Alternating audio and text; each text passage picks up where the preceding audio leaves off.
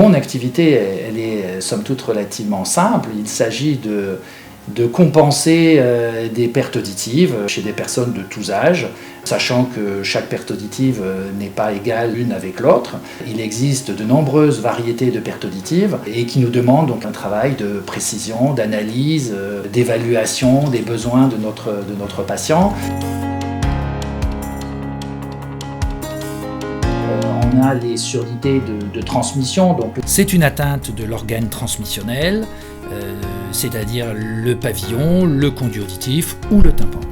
La principale surdité de transmission, à la limite, c'est qu'on va rencontrer le plus communément, c'est le gros bouchon de cérumen.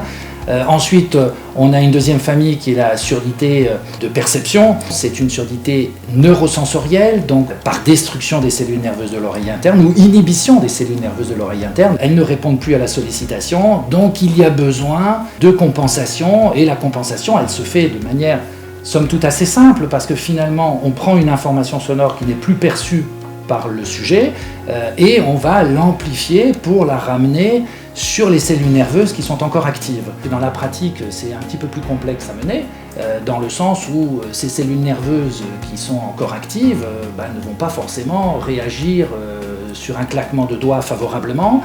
Il faut les ressolliciter, il faut les rééduquer, il faut de la patience un petit peu, et on va leur demander surtout d'augmenter au final leur productivité, puisqu'elles travaillaient pour certaines un certain codage. Maintenant il faut qu'elles changent de manière de travailler et donc de se mettre dans un autre mode de fonctionnement. Dans les surdités de perception, il n'y a pas de réparation possible. Les cellules nerveuses sont défectueuses, sont détruites, et donc on va demander, nous, au travers de l'appareillage auditif, on va demander aux cellules nerveuses qui sont encore en activité de remplacer finalement celles qui sont perdues, tout simplement par un transfert d'informations. Lorsqu'un patient vient nous rendre visite, c'est qu'il éprouve majoritairement une gêne dans son quotidien, une gêne en société, dans son milieu de travail, dans son milieu amical, en famille. Pour pallier à cette gêne, on va faire un bilan global de ses besoins, de sa vie quotidienne, est-ce qu'il fait partie d'associations, de clubs, quel est son milieu de travail. Chacun a un rythme de vie qui est totalement différent de son voisin. Les besoins de correction auditive vont être très différents. Certains vont vouloir simplement récupérer une fonction de communication dans un contexte simple, c'est-à-dire familial, 3-4 personnes. D'autres vont avoir comme ambition d'avoir un petit peu plus de niveau d'audition pour aller au cinéma, au restaurant, en groupe, en réunion, dans des transports, des trains, des avions, où il y a beaucoup plus de bruit.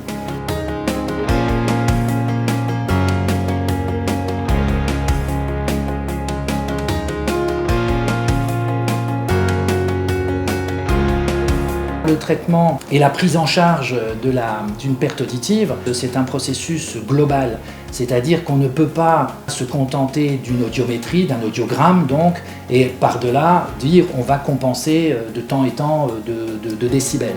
L'appareillage auditif est quelque chose qui intègre absolument la totalité de la vie du patient, à la fois son milieu de vie, ses contraintes manipulatoires par exemple, ses contraintes de forme de conduit auditif, son âge aussi, parce qu'on n'a plus tout à fait les mêmes compétences, suivant que l'on s'appareille à 40 ou 50 ans ou à 90 ans. Donc l'objectif de tous est d'arriver au meilleur niveau de correction possible. Il faut une expertise pour faire la somme de tous ces paramètres et en déduire la solution la plus adaptée. Une fois que cette solution est déterminée, on va mettre en place une espèce de protocole de rééducation progressif, c'est-à-dire que si on délivre la totalité de l'information sonore d'un seul coup, on prend le risque d'une saturation du système nerveux. Si vous sortez d'une pièce sombre, que vous sortez dans le jardin en plein soleil, vous êtes ébloui. Et cet éblouissement peut être finalement mal vécu, agressif. Et donc au niveau de l'audition, c'est pareil. On a cette possibilité d'adapter progressivement au rythme de chacun.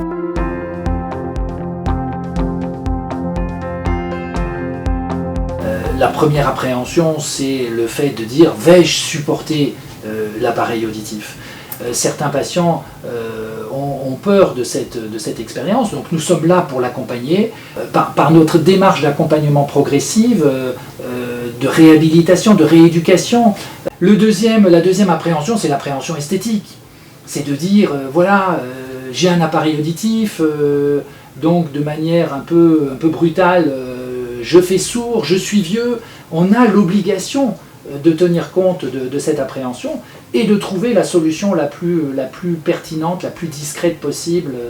On a des solutions aujourd'hui qui sont extrêmement petites, faciles à manipuler, et la recommandation que je fais très souvent, c'est de dire à mon patient ou ma patiente, écoutez, quand vous viendrez récupérer vos aides auditives, pour la période d'essai, ne dites rien, ne prévenez personne de votre rendez-vous, et vous attendrez les commentaires des amis. La plupart du temps, il y aura 0 commentaire.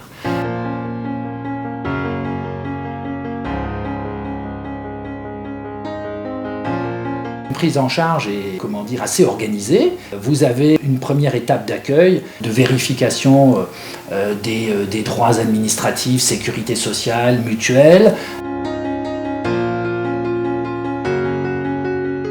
Ensuite, on va faire un bilan audiologique complet qui comprend bien évidemment l'audiométrie, les tests supraliminaires, à savoir la détermination des seuils d'inconfort pour connaître la marge de manœuvre que l'on va avoir dans la correction auditive, dans la réhabilitation auditive, des tests vocaux pour se rendre compte des compétences résiduelles au niveau de la discrimination, au niveau de la compréhension de la parole, un questionnement du patient sur ses modes de vie et ses attentes. Et à partir de là, on va déterminer un appareil le plus discret possible, donc dans notre banque de matériel qui comprend de nombreuses marques. Nous ne sommes pas inféodés à une marque d'appareil.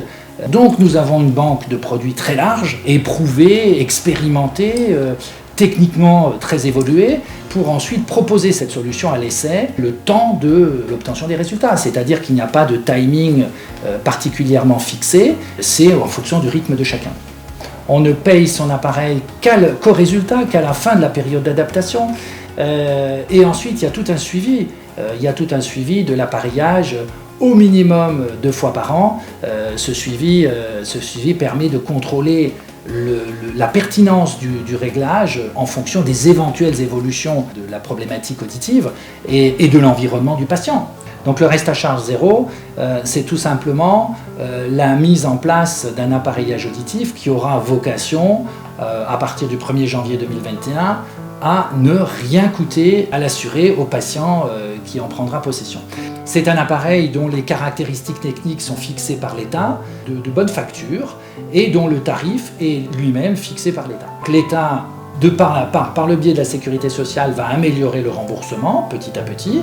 Les mutuelles vont avoir l'obligation de prendre en charge une quote-part importante, de manière à ce que le patient, sur ces appareils, sur cette typologie d'appareils, n'ait pas de reste à charge, c'est-à-dire n'ait rien à payer. La vision du futur, c'est finalement d'avoir quelque chose, presque un malentendant, appareillé, qui ait des compétences supérieures au bien-entendant. On peut déjà presque affirmer les choses aujourd'hui avec les éléments de connectivité. Aujourd'hui, la plupart des appareils de marque premium offrent cette connectivité à partir d'un téléphone, smartphone en l'occurrence, cette connectivité pour la télévision, la possibilité d'avoir des micros déportés, ce qui permet aux malentendants finalement d'être sur ces points-là, d'avoir des compétences et une qualité d'écoute supérieure quasiment à celle d'un bien entendant.